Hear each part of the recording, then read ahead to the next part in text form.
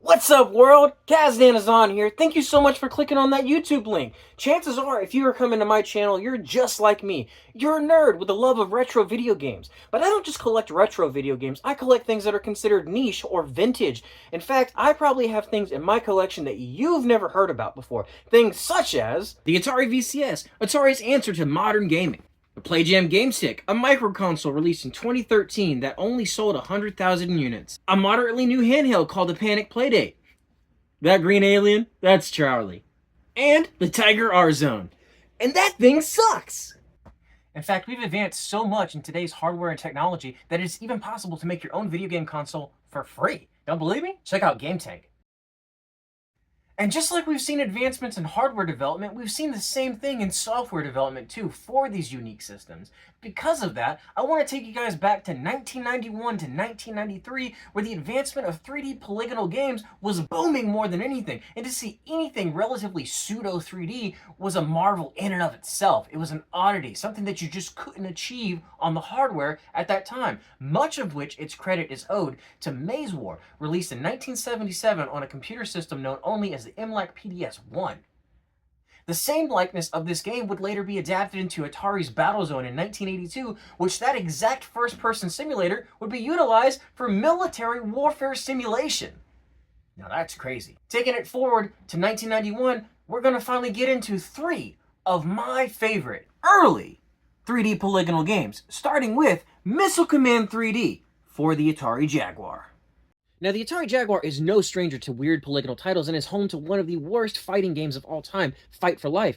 Among some of the worst games featured in their library, Club Drive and Checkered Flag are considered maybe some of the worst next to Cybermorph, which was a meme back in like 2013 when it was popularized by the classic line, "Where did you learn to fly?" Where did you learn to fly? But out of its entire library, there is a hidden gem on there just as much as iWar is, and that's Missile Command 3D, Atari's answer to completely realizing a 1982 classic arcade game in a 3D world. And what other game do you know where you can fight a fucking dragon with a missile silo? I said what I said. This game rocks. Next on our list is Lost Eden, a game that is near and dear to my heart and was also featured on the Panasonic 3DO, Philips CDI, and MS-DOS back in 1990, developed by Cryo Interactive, who were notorious for their 3D polygonal games, and also notorious for being able to push hardware unlike any other company relevant at its time.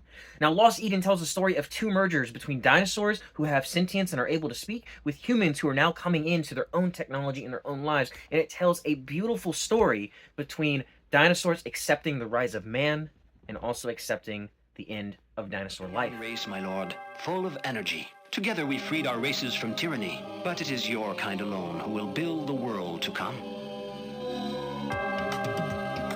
Yes, it was a difficult moment for all of us, dinosaurs and men. The egg contained nothing at all. The prophecy was clear, painfully so. The future belongs not to our kind, but to man. This game is to this day considered an underappreciated oddity in early 3D polygonal video game development, incorporating a fully fledged 3D engine that utilizes 2D sprites in a 3D environment, and also incorporated sound bites and voice samples from real-life voice actors, which had never been done before on any of these systems.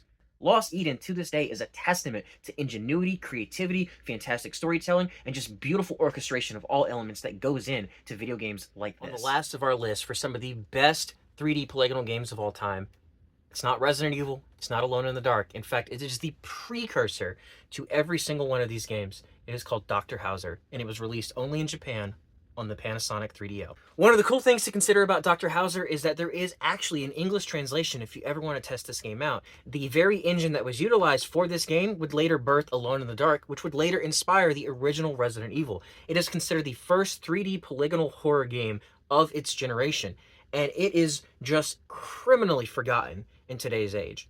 Without this game, without its presence, we would not have some of the titles that we have today. And because of that, it is ranked third in my list of best polygonal games available. Well, guys, I've been Kaz Danazan with Crash Productions, and ultimately, I want to hear from you. What did you guys think about my selection in this video? Were there some games that maybe I just didn't appreciate enough?